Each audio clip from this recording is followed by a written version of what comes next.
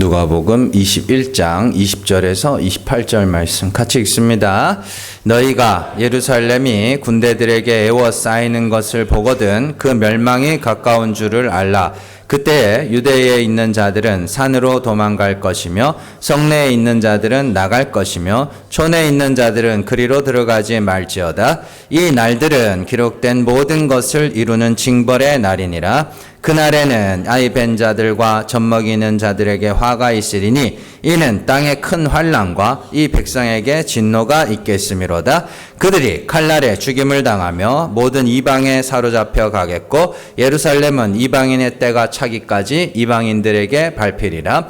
1월 성신에는 징조가 있겠고 땅에서는 민족들이 바다와 파도의 성난 소리로 인하여 혼란한 중에 곤고하리라. 사람들이 세상에 임할 일을 생각하고 무서워함으로 기절하리니 이는 하늘의 권능들이 흔들리겠습니다.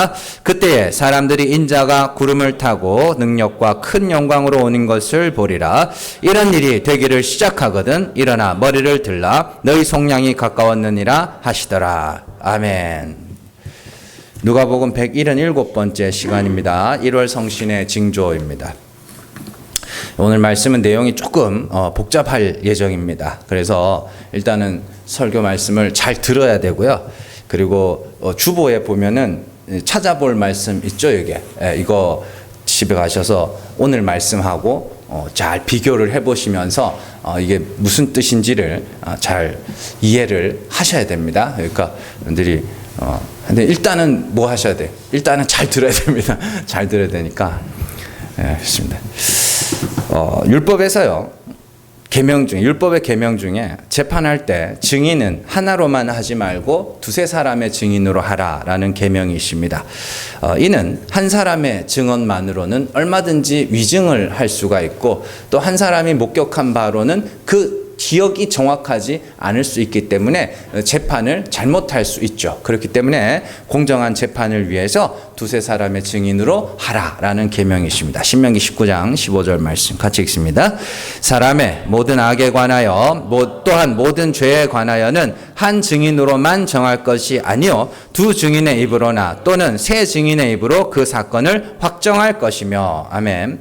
자, 이게 이제 성경에 나오는 재판에 대한 이야기입니다. 그런데 이게 단순하게 재판에 대한 계명뿐만이 아니라 하나님의 말씀, 성경 역시 두세 증인의 입으로 기록되어 있다는 것을 여러분들 잘 아셔야 됩니다.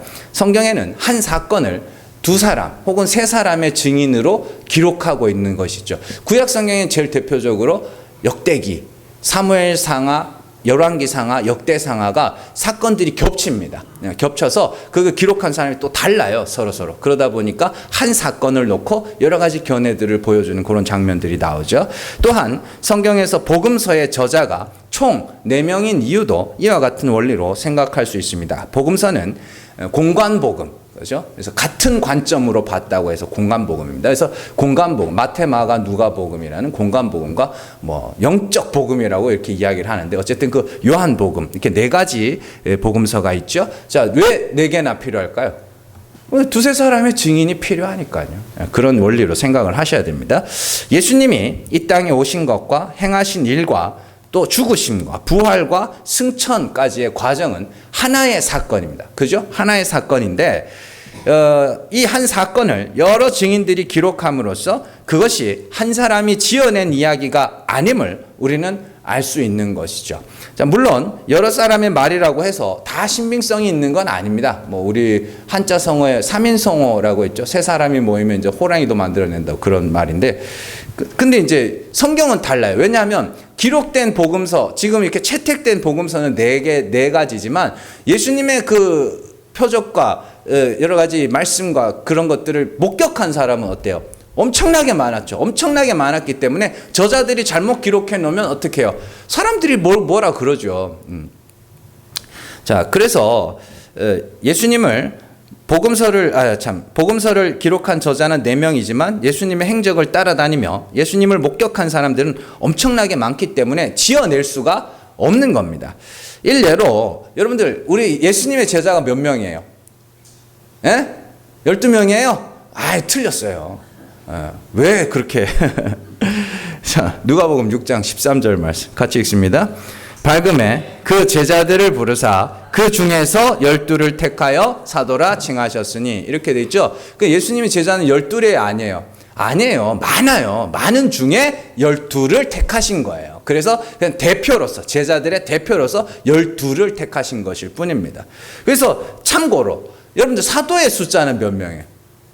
사도의 숫자는 12이 아니에요. 그 사도행전에 보면은 저 성령 임하기 전에 마띠아 뽑아가지고 12를 채우는 내용이 나오는데, 근데 12이 아니에요. 더 많아요, 사도는. 자, 사도행전 14장 14절 말씀 같이 읽습니다. 두 사도 바나바와 바울이 듣고 옷을 찢고 무리 가운데 뛰어들어가서 소리질러. 아멘. 바울 사도는 많이 들어보셨죠? 근데 바나바 사도는 처음 들어보시죠? 바나바도 사도입니다. 두 사도, 바울과 바나바 이렇게 나오죠. 그러니까 하나님이 보내신 자, 그들을 사도라고 부르는 거예요. 사도라는 단어 자체가 보내심을 받은 자라는 단어입니다. 헬라어 단어 자체가. 그래서 어쨌든 제가 이 말씀을 왜 드리냐 하면은, 성경에는 말세의 징조에 대한 이야기들이 요 말씀 말고도 여러 군데서 나옵니다. 그렇기 때문에 우리가 이 말씀만 갖고 여기서 어떻게 이건 뭐고 저건 뭐고 이렇게 설명할 것이 아니라, 말세의 징조에 대한 여러 가지 성경의 말씀들을 통해서 요게 요 말이구나, 요게 요 말이구나 라는 것을 서로 이렇게 비교해 가면서 읽어볼 필요가 있다는 말씀을 드리기 위해서 그럽니다. 하나님이 괜히 여러 증인들을 통해서 성경을 기록해 놓은 것이 아니라는 것이죠. 그렇기 때문에 여러 성경과 비교하면서 살펴보시고, 또 오늘 말씀도 마찬가지입니다. 그래서 오늘 말씀을 이해하기 위해서 가장 중요한 구절이 하나 있습니다. 마태복음 24장 14절 말씀 같이 읽습니다. 이 천국 복음이 모든 민족에게 증언되기 위하여 온 세상에 전파되리니 그제야 끝이 오리라. 아멘. 이 말씀은 예수님이 세상의 끝에 대해서 가장 명확하게 하신 말씀입니다. 그러니까 이 말씀이 기준이 돼야 되는 거예요. 뭔 말인지 아시겠죠? 이 말씀이 세상 끝의 기준이 돼야 되는 거예요. 자, 다른 말씀들은요, 대부분 비유와 상징으로 말씀하셨지만 이 부분은 가장 사실적으로 가장 명확하게 하신 말씀이기 때문에 이 내용을 기준으로 다른 말세에 대한 징조를 살펴봐야 됩니다. 예수님이 말씀하신 세상의 끝은 모든 민족에게 천국 복음이 전파되는 겁니다. 모든 민족에게. 그리고 예수님이 이 말씀을 하신 때로부터 지금까지 계속해서 복음은 모든 민족에게로 흘러가고 있고, 이제 끝이 얼마 남지 않았다라는 생각이 드는 이유는 예전에 제가 대학교에서 공부할 때만 해도 성교학 교수님이 지금까지 몇백 민족의 수가 몇백 개가 있는데 그 가운데 거의 70% 80%가 진행이 돼서 20몇 개 민족에만 복음이 들어가면 된다, 이런 말이 했었어요. 근데 지금은 이제 인터넷이 보급이 되면서 이제는 어떻게 해요? 다 들어갈 때는 거의 다 들어갔다고 보면 되는 것이죠. 자, 그래서 진짜 끝이 오고 있음을 말해주는 겁니다. 자, 그러니까 중요한 것은 뭐예요? 천국 복음이 모든 민족에게 전파가 되면 그게 끝이다. 거기가 끝이다. 그럼 예수님이 그때 오신다. 이런 말씀이죠. 바울 역시 이와 똑같은 말씀을 합니다. 자, 로마서 11장 25절 말씀 같이 읽습니다. 형제들아, 너희가 스스로 지혜 있다 하면서 이 신비를 너희가 모르기를 내가 원하지 아니하노니 이 신비는 이방인의 충만한 수가 들어오기까지 이스라엘의 더러는 우둔하게 된 것이라. 아멘. 사도 바울이 언제까지? 이방인의 충만한 수가 들어오기까지. 그 이방인의 충만한 수가 뭐예요? 자, 유대인들 중에 택하신 자들이 있고 이방인들, 전 세계 모든 민족 중에도 하나님이 택하신 자들이 있겠죠. 그 택하신 자들이 구원받기 위해서는 어떤 일이 있어야 돼요? 그들에게 복음이 증거돼야 되죠. 그래서 듣는 사람이 들은 것이 없이 어찌 믿을 것이며, 믿는 자가 없이 어떻게 믿지 않는데 어떻게 믿지 않는 일 어찌 부르리요, 이러면서 그 나오잖아요. 그러니까 복음이 증거되는, 끝까지 땅 끝까지 복음이 증거되면 그때가 끝이다라는 말을 사도 바울은 이방인의 충만한 수가 차기까지 이스라엘이 덜은 우둔하게 되었다, 이렇게 설명을 하는 겁니다. 자, 그런 의미에서 복음을 전하는 자들은요, 세상의 끝을 앞당기는 자들이라 할 수 있습니다. 실제로 성경학에서는 예수님의 이 말씀을 근거로 세상의 끝을 앞당기기 위해서 모든 민족에게 복음을 전해야 한다 이렇게 주장하기도 합니다.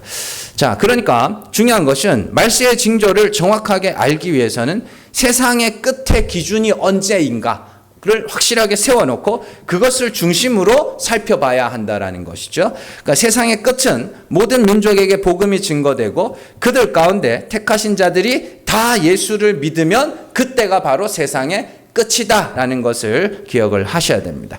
그래서 오늘 말씀에서도 그때를 가리키는 단어가 하나 나옵니다. 여기 보시면은 24절 한번 보세요. 24절.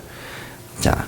그들이 칼날에 죽임을 당하며 모든 이방에 사로잡혀 가겠고 예루살렘은 이방인의 때가 차기까지 이방인들에게 발표를 이렇게 돼 있죠. 이방인의 때가 뭐예요? 여기서 이방. 이게 바울이 말한 이방인의 충만한 수가 들어오기까지라는 말입니다. 그러니까 이런 것들을 잘 기억을 하셔야 돼요.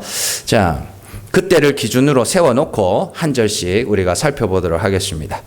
자, 오늘 말씀에서 예루살렘이 군대들에게 에워싸이는 것을 보거든 멸망이 가까운 줄 알라 이렇게 말씀을 하시죠. 자, 그러면 이 군대는 어느 군대를 말해요?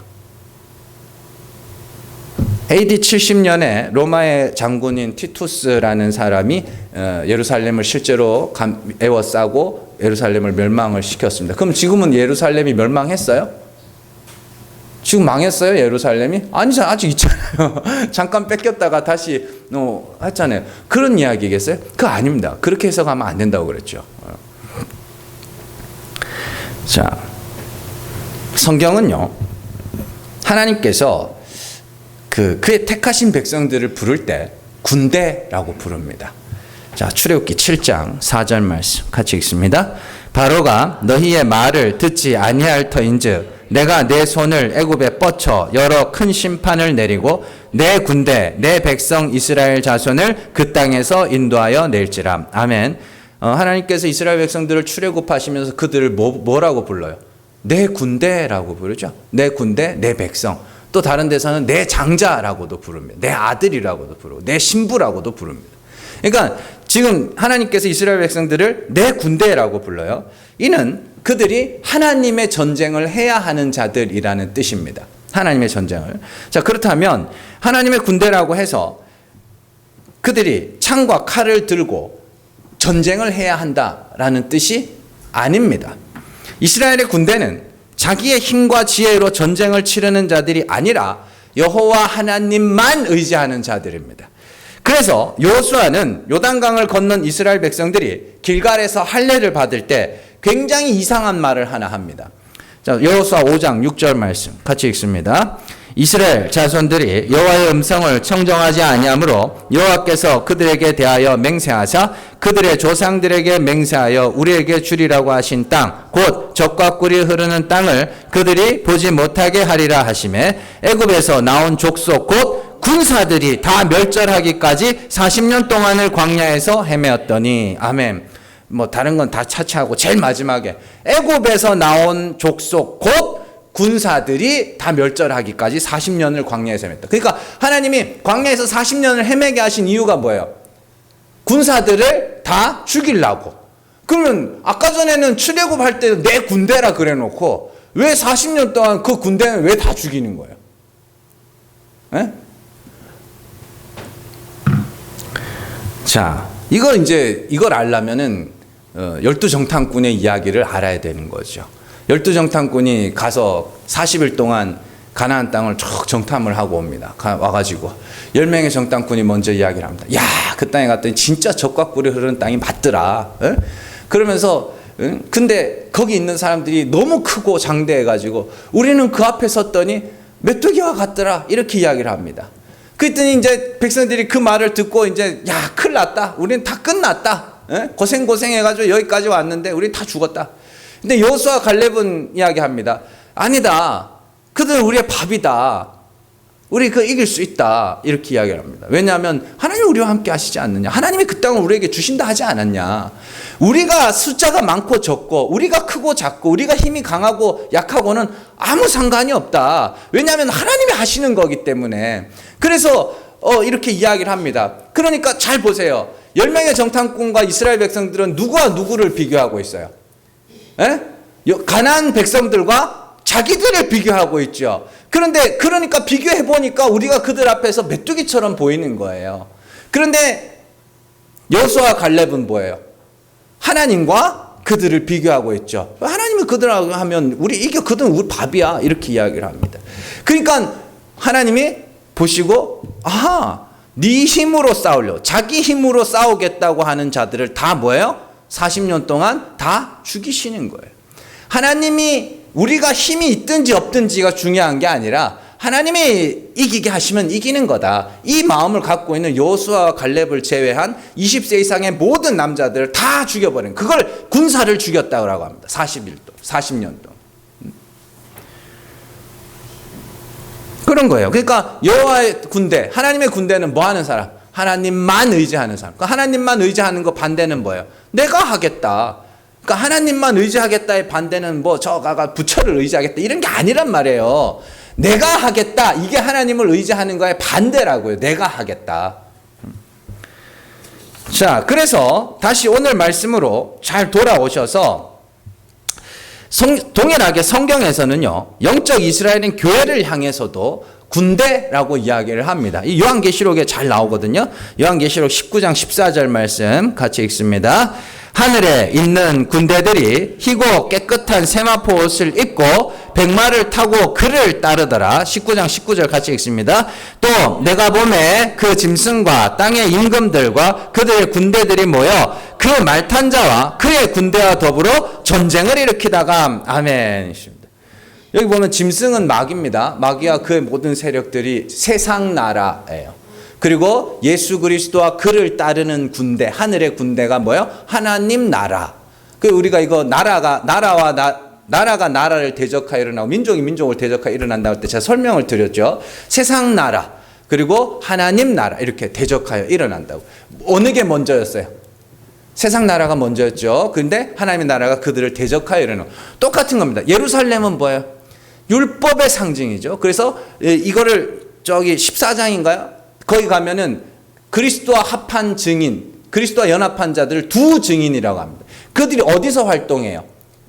큰 성에서 활동하죠. 그 큰 성은 영적으로 하면 소돔이라고도 하고 애굽이라고도 하고 그리스도께서 십자가에 못 박히신 예루살렘이라고도 하는 겁니다. 그러니까 예루살렘이 군대에게 에워싸인다는 건 복음이 율법에게 증거되는 그런 이야기입니다. 단순하게 그런 이야기예요. 그러니까 만약에 이게 AD 70년에 예루살렘이 함락된 그런 이야기라면 예수님은 벌써 왔었어야죠. 그래서 예루살렘이 상징하는 것은 율법주의와 공로주의와 행위구원이고 하나님의 군대인 교회는 복음을 증거하며 은혜를 선포하며 하나님의 긍휼하심을 부르짖는 자들입니다. 이것이 세상 나라를 하나님 나라가 에워싸고 있는 것으로 생각하시면 됩니다. 사도행전에서 복음이 증거될 때 제일 안 믿은 사람이 누구예요? 복음이 증거될 때 제일 안 믿은 사람 유대인들이죠. 사도 바울을 제일 박해한 사람이 누구예요? 유대인들입니다. 이방인들이 아니에요. 로마 군사가 아니에요. 예수님을 죽인 사람은 로마 군대가 아니에요. 유대인들이에요. 뭐 때문에? 은혜를 이야기하니까. 자기들은 행위를 이야기하는데 예수님은 은혜를 이야기하니까. 자기들은 율법을 이야기하는데 예수님은 죽은 자를 살리신 하나님을 이야기하니까 죽여버리는 거예요. 그 전쟁이에요. 그 전쟁.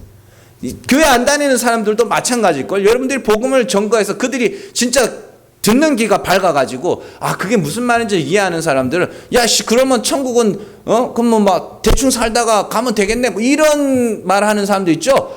그게 전쟁이에요. 그런 전쟁이라고요.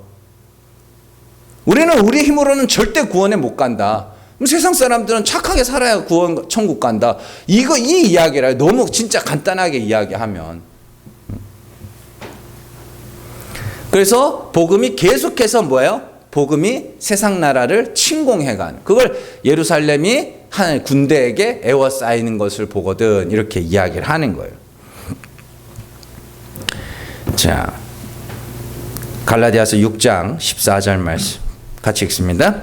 그러나 내게는 우리 주 예수 그리스도의 십자가 외에 결코 자랑할 것이 없으니 그리스도로 말미암아 세상이 나를 대하여 십자가에 못 박히고 내가 또한 세상을 대하여 그러하니라. 아멘. 여기 보시면은 그리스도로 말미암아 세상 나를 대하여 십자가에 못 박혔다는 건 뭐냐면, 예수 믿는 바울은 세상을 보면서 뭐라 그래요? 저건 저주받을 거야. 세상은 바울을 보고 뭐라 그래요? 저건 저주받을 거야. 세상은 뭐예요? 사람이 율법을 열심히 지켜서 그 대가로 구원을 얻는 거지, 사람이 착하게 살아서 그 행위의 대가로 구원을 얻는 거지, 이게 세상이고요. 사도 바울은 뭐예요?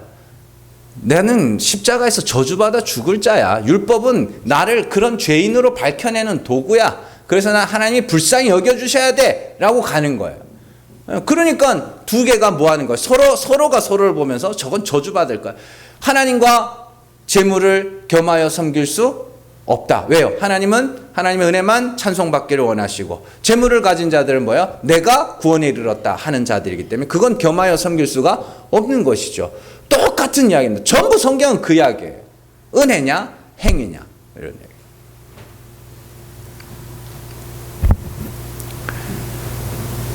그래서 그럼에도 불구하고 사도 바울은 유대인들은 세상을 보고 율법주의자들을 보고 막 저거는 다 저주받을 자들이니까 저건 나쁜 놈들 복음 안 전해야지 막 그래요?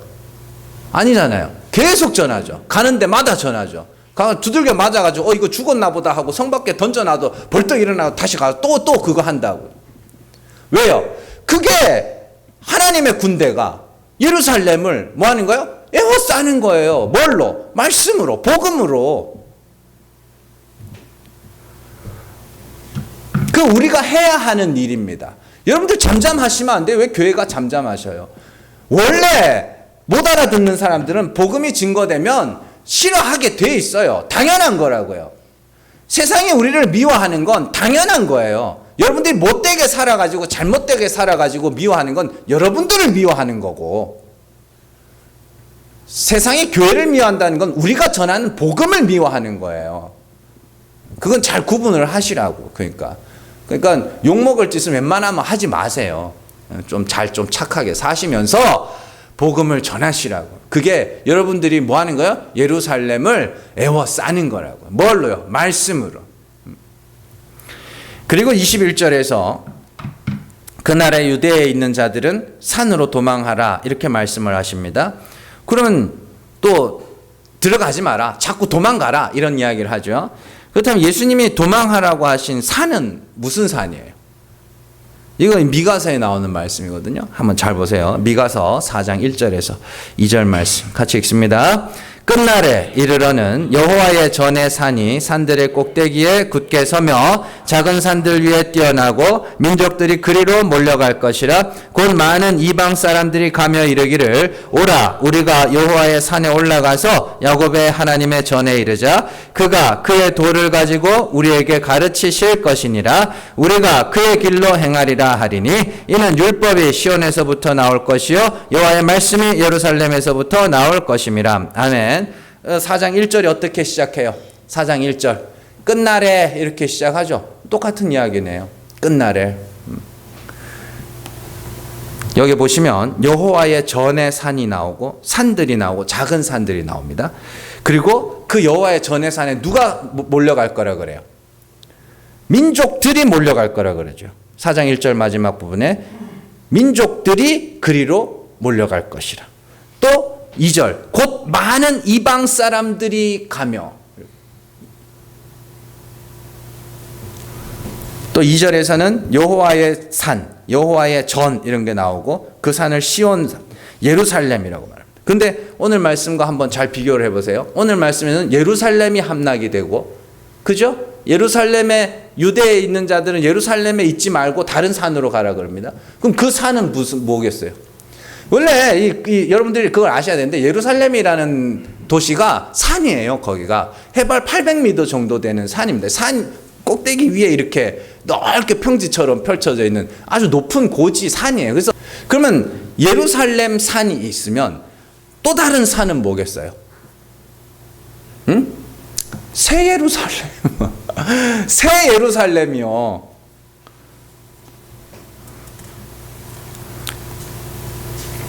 그래서 율법이 복음에 의해서 파괴가 될 때 너희는 율법 아래 있지 말고 어디로? 하나님의 긍휼을 구하는 새 예루살렘으로 가야 돼. 이런 뜻입니다.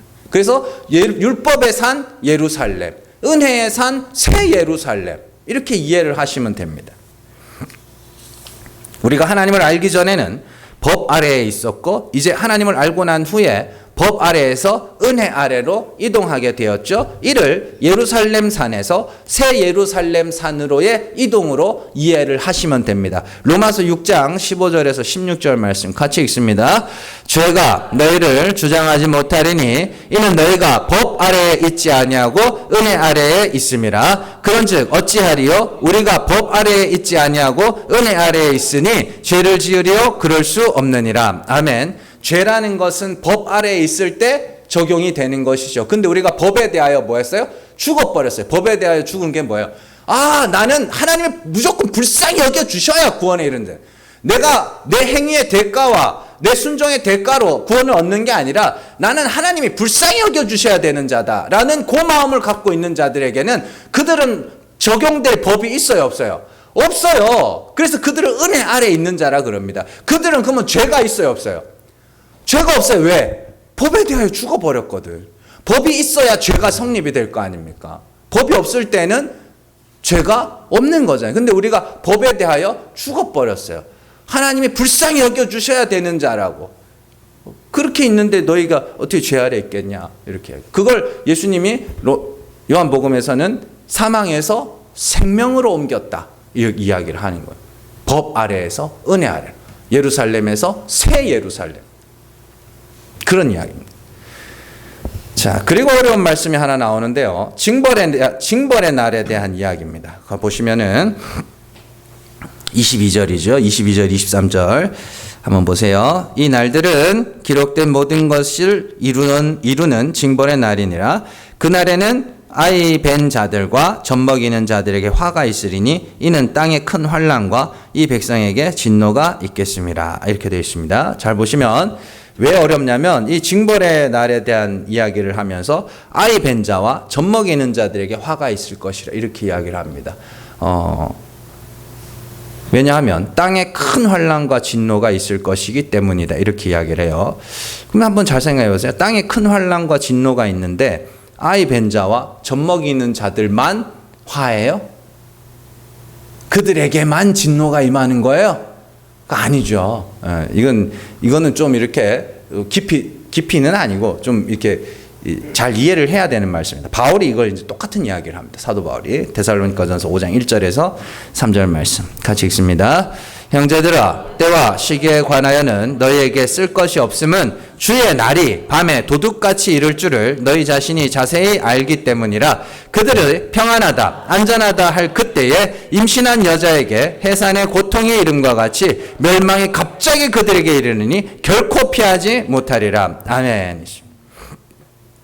오늘 말씀과 이 말씀을 잘 비교해 보시면 같은 이야기예요. 같은 이야기. 갑자기 환난과 진노가 임할 것이기 때문에 준비가 되지 않은, 또 준비를 할 수가 없는 아이 벤자나 젖먹이들에게는 큰 화가 될 것이다. 이렇게 이야기를 합니다. 그러니까 뭐를 강조하냐면 갑자기 올 거라는 거예요. 갑자기. 그래서 다른 마태복음인가요? 거기 보면은 겨울이 되지 않도록 하라 이렇게 돼 있죠. 그러니까 겨울이라는 계절이 성경에서는 안식의 계절입니다. 그래서 가을 거지 끝나고 나면 쉬어요. 그때부터 봄까지 쉰다고요. 그 보면은 3절 말씀 데살로니가 전서 5장 3절에 보면 그들이 평안하다 안전하다 할 그때 여기 겨울이에요. 그게. 그러니까 겨울이 되지 않게 기도하라는 건 내가 그거에 대하여 깨어있지 못하는 자가 되지 않도록 해라. 이런 이야기입니다. 그러니까 이게 되게 이렇게 그냥 환란이 오면 애 벤자들이 고생이지 뭐. 근데 여러분들 그거 아세요? 전쟁통에도 애기는 태어났습니다. 그러니까 태어나고 잘 자라고 그랬어요. 자, 어쨌든 근데 이제 중요한 것은 예수님이 말씀하신 이 환난과 진노의 정체가 뭐냐는 것이죠. 이게 뭐냐면 앞서 우리가 살펴본 돌 위에 돌 하나도 남기지 않고 다 무너지는 그 환난과 진노입니다. 이는 모든 성도들이 겪어야 하는 진노이며 살아서 겪지 않으면 마지막에 겪게 될 진노이기도 합니다. 이에 대해서 사도 베드로가 잘 설명을 해줘요. 베드로전서 4장 17절에서 19절 말씀 같이 읽습니다. 하나님의 집에서 심판을 시작할 때가 되었나니 만일 우리에게 먼저 하면 하나님의 복음을 순종하지 아니하는 자들의 그 마지막은 어떠하며 또 의인이 겨우 구원을 받으면 경건하지 아니한 자와 죄인은 어디에 서리요. 그러므로 하나님의 뜻대로 고난을 받는 자들은 또한 선을 행하는 가운데 그 영혼을 미쁘신 창조주께 의탁할지어다. 아멘. 하나님의 집이 뭐예요? 하나님의 집. 성전. 누구? 여러분들이에요. 성령이 거하시는 전 성전. 그리고 성도들이 먼저 고난을 받아요. 먼저 심판을 겪고 먼저 고난을 받고, 그렇죠? 그래서 의인이 겨우 구원을 받아요. 그러면 복음을 순종하지 않는 자들의 그 끝은 어떠하겠으며 이렇게 나오는 거죠.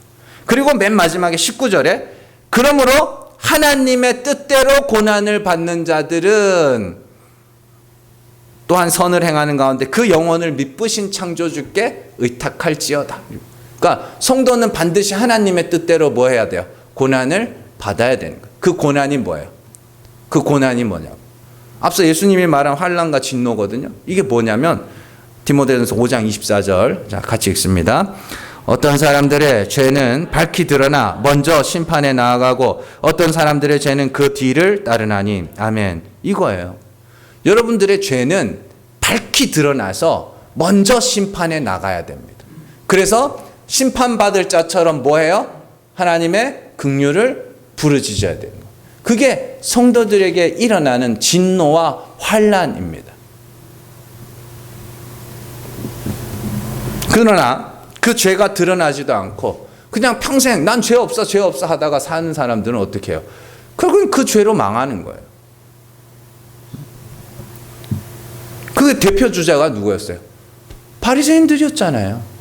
자기들은 너무나도 착하게 살았고 너무나도 경건하고 거룩하게 살았거든요. 모든 사람들이 그들을 존경에 마지 않던 사람들이거든요.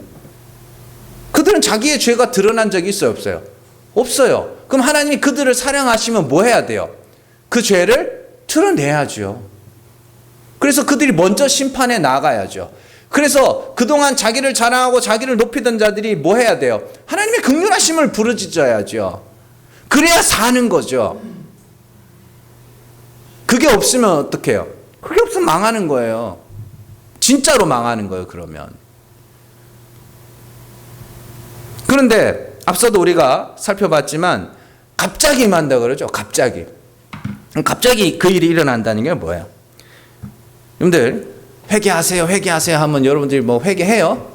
제가 여러분들 회개하십시오 막 그러면 아이고 우리 목사님 무서워서 회개해야 되겠다 뭐 그래요? 뭐 무섭기나 해요 제가? 안 그렇잖아요. 언제 해요? 갑자기 성령이 여러분들 가운데 역사하고 성령이 여러분들께 부어지고 그러면 갑자기 하게 된다고요. 갑자기 내 죄가 드러나고 내 의가 삭제되고 성령의 바람이 불면 어떻게 된다 그래요? 풀이 마르고 꽃이 시든다 그러죠. 다 떨어져요. 내 자랑이 다 없어지고 내 행위가 내 공로가 다 사라지고 난 다음에 내 죄가 막 드러나기 시작합니다. 갑자기 회개하는 거예요. 회개는 사람이 사람을 협박해가지고 시키는 게 회개가 아닙니다. 뭐 어디 가가지고 뭐 진짜 그 사이비들 있더만요. 다큐멘터리 같은 거 뭐 이렇게 PD 수첩 이런 거 보면은 왜 패요? 왜 사람을 그 패면은 아파가지고 회개하는 게 진짜 회개겠냐? 안 맞으려고 하는 회개지. 그게 아니라 성령이 여러분들 안에 역사하면 진짜 여러분들의 죄가 여러분들 눈에 보이기 시작한다고요. 그래서 하나님이 불쌍히 여겨주셔야 될 자로 낮아지기 시작한다고요. 그게 갑작스럽게 일어나는 거예요. 왜? 내가 의도한 게 아니거든요. 그렇잖아요. 여러분들 해보신 분들은 아실 거 아닙니까? 어느 날 갑자기 그 일이 일어난다고요. 어느 날 갑자기 회개가 되고.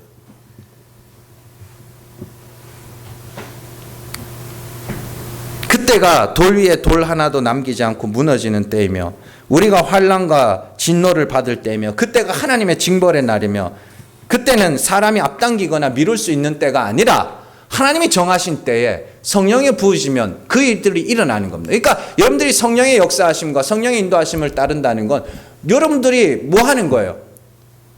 그리스도와 같이 십자가에서 저주받을 죄인으로 낮아지는 거. 그게 성령의 인도하심을 따르는 거라고 말씀을 드리는 거죠.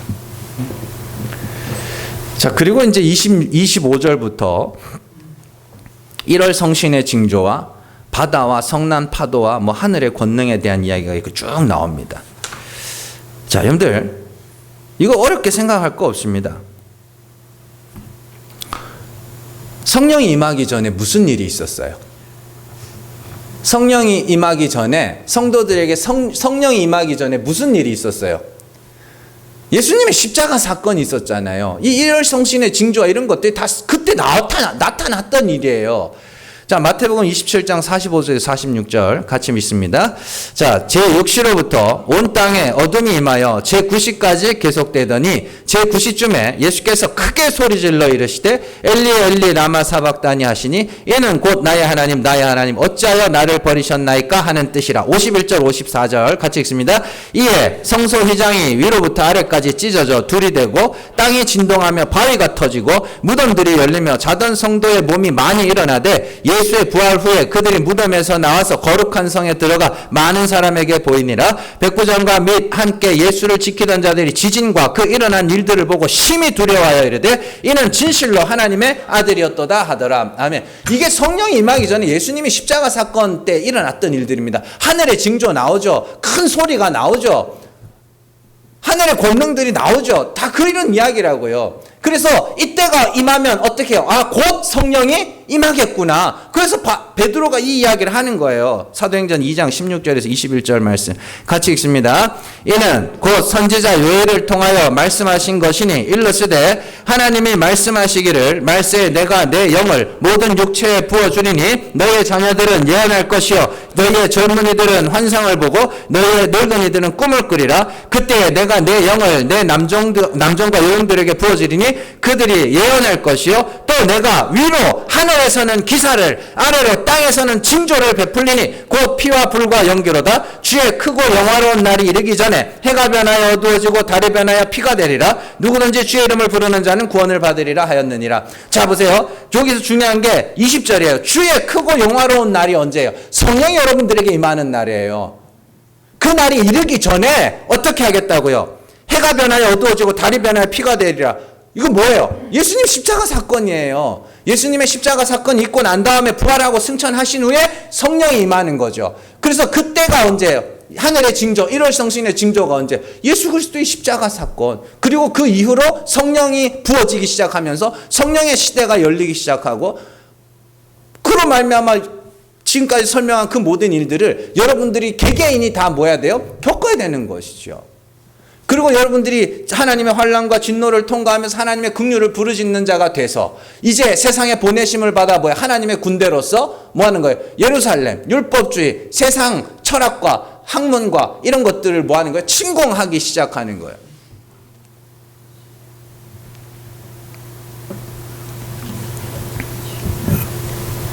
그래서 오늘 말씀 28절 한번 보세요.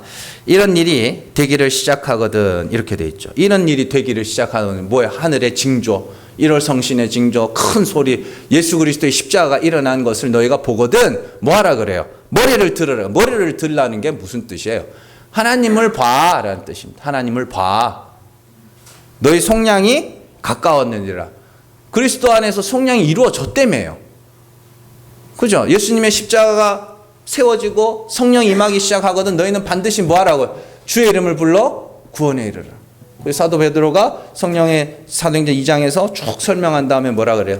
너희는 주의 이름을 불러 구원에 이르라. 그런 이야기입니다. 그래서 21절이죠. 사도행전 2장 21절 누구든지 주의 이름을 부르는 자는 구원을 받으리라. 누가 주의 이름을 불러요? 성령을 받은 자들이 자신의 모든 행위와 의가 다 무너지고 난 다음에 하나님의 긍휼하심을 부르짖게 되는 것. 주의 이름을 부르는 것. 주여 하는 그게 아니라 그 부르짖다라는 단어입니다. 주의 이름을 부르짖는다는 건 주여 나를 불쌍히 여겨 주시옵소서. 세리가 예수님이 기도의 비유, 바리새인과 세리의 기도의 비유하면서 그 세리가 했던 거 있죠? 주여 나를 불쌍히 여기소서 나는 죄인이로소이다 하는 그걸 성령이 여러분들을 통해서 그걸 하게 하신다는 뜻입니다. 그리고 그렇게 하나님의 긍휼을 부르짖는 하나님의 군대들이 온 땅에 퍼져나가기 시작해서 복음이 증거되어 모든 민족에게 복음이 증거되면 택하신 자들이 구원을 얻고 이방의 때가 차면 어떻게 돼요? 그때 예수님이 오시겠다 이런 뜻이에요. 그러니까 이런 말씀들을 우리가 지금 계속해서 3주 동안 살펴봤습니다만은 이런 말씀들을 그냥 표면적으로만 읽기 시작하고 표면적으로 해석하기 시작하면 안 맞는 부분이 너무 많아요. 그리고 예수님도 그런 의미로 하신 말씀들이 아니고 예수님의 이런 말씀들을 토대로 사도들도 뭐 하는 거예요? 각자가 그런 이야기를 하고 있는 거예요. 우리가 받아야 될 진노가 무엇인지, 하나님의 군대로서 우리가 해야 될 일이 무엇인지. 그래서 우리가 늘 말씀드리지만 안으로는 어떻게 해요? 내 죄가 밝히 드러나서 먼저 심판을 겪는 자로서 하나님의 긍휼하심을 부르짖고 세상에 보내심을 받은 후에는 하나님의 군대로서 주의 복음을 증거하고. 근데 하나님의 군대는 누구를 의지하는 자? 하나님을 의지하는 자죠. 내가 그들을 믿게 할 수 있어요, 없어요? 내가 그 사람을 믿게 할 수 없어요. 사람이 사람을 믿게 할 수 없어요. 제가 여러분들에게 이렇게 복음을 설명해주고 하나님의 말씀을 해석해주고 설교를 하지만 제가 여러분들을 믿게 할 수는 없어요. 저는 그런 재주 없어요. 근데 복음이 증거되고 하나님의 은혜가 선포되고 그로 말미암아서 성령이 여러분들 안에 역사하고 그러면 하나님이 여러분들을 믿게 하시고 회개케 하시고 그렇게 되는 것이죠. 그게 하나님의 군대인 우리가 해야 되는. 그러니까 믿든지 안 믿든지 듣든지 안 듣든지 뭐예요? 복음을 전해라. 그런 이야기입니다. 여러분들 처음부터 하나님 아셨어요? 처음부터? 네? 뭐 그냥 교회는 다녔을지 몰라도 제 이야기입니다. 교회는 열심히 다녔습니다. 열심히 다녔습니다. 봉사 많이 했습니다. 전도사 했죠. 22살 때부터 전도사 했으니까. 근데 하나님 알았어요? 몰랐어요. 진짜 말 그대로 상상하고 추측했죠. 하나님 이런 분일 거야. 저런 분일 거야. 성경은 그러면 눈에 들어왔을까 안 들어왔을까요? 안 들어왔어요. 몇 번이나 읽었겠어요? 많이 읽었어요. 근데 무슨 말인지 모르겠어. 안만 읽어도. 그럼 회개는 했겠어요? 안 했겠어요? 안 했죠.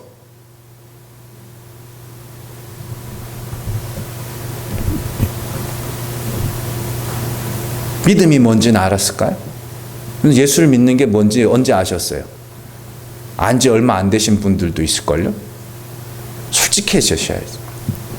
전 예수를 믿는 게 뭔지 너무너무 궁금해가지고 한참을 답을 찾으려고 대학교 때부터 도대체 예수를 믿는 게 뭐지? 예수를 믿는 게 뭐지? 근데 성경을 읽어도 똑같은 성경을 읽어도 눈이 막혀가지고 안 보여요.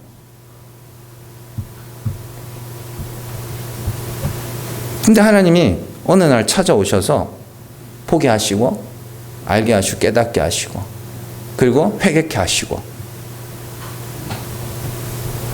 그동안에 신앙생활, 교회생활 하면서 쌓여있던 그 수많은 행위와 공적들 그 실체를 낱낱이 밝히셔서 아무런 자랑도 못하게 하시고 오직 예수 십자가 하나님 은혜만 선포할 수밖에 없도록 그렇게 만드셨어요. 그래서 저는 압니다. 내가 사람을 만들 수 있는 게 아니구나. 저는 그냥 복음을 전할 뿐이고 하나님이 죽은 자를 살리시는 분이심을 여러분들에게 전할 뿐입니다.